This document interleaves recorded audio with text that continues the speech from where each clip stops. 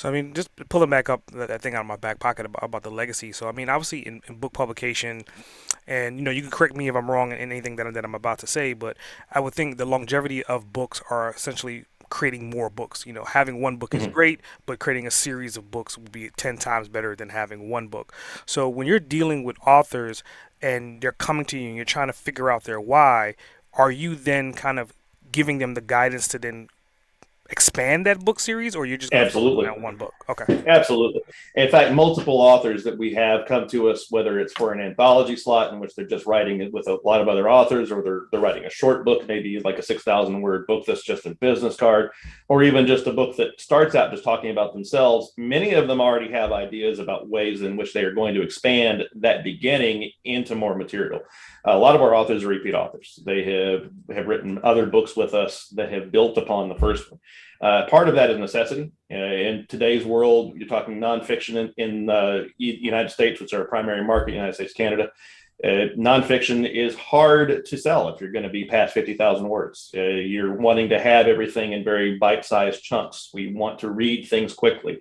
This is something you want to read in a Kindle on an airplane. This is something you want to read very, very quickly while you're in a waiting room. It's not something that you want to spend a lot of time on. Hmm. So 50,000 words is hard to tell somebody's complete story. It's even harder when you're talking about someone that may want to write a very short book that's about 50, 60 words, that's right to the point of maybe being something that's just a pure lead generator for them. Hmm. So, absolutely, when we're talking to someone, it's as much about figuring out that one book, and also is like, well, how can we turn this into something that's going to continue to build for you?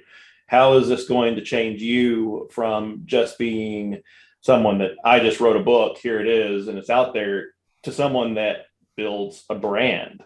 Names that come to mind that people I've actually worked with personally are people like Joe Polish, Alex Mendoza, and Tony Robbins. They did those kind of things with building brands out of having books that expanded themselves.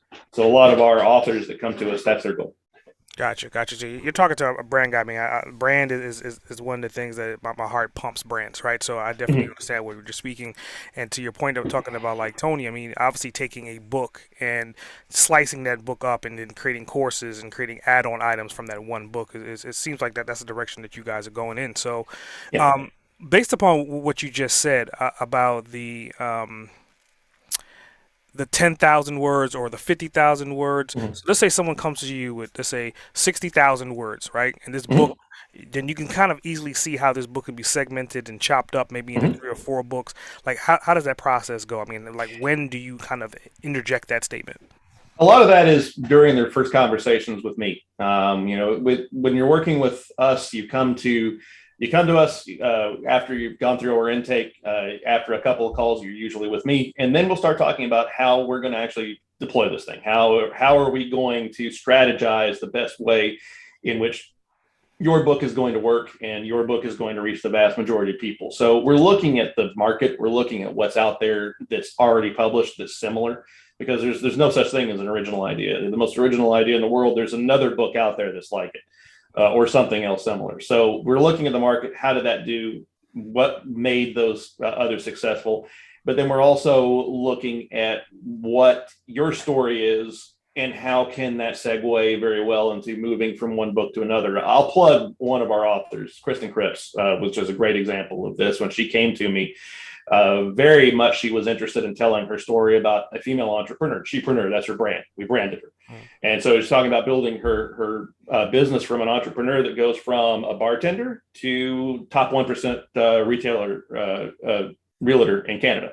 Mm. And she wanted to tell her story about a female entrepreneur doing that, but she also wanted to do courses. She also wanted to do, how can I turn the shepreneur into the shepreneur's guide to real estate?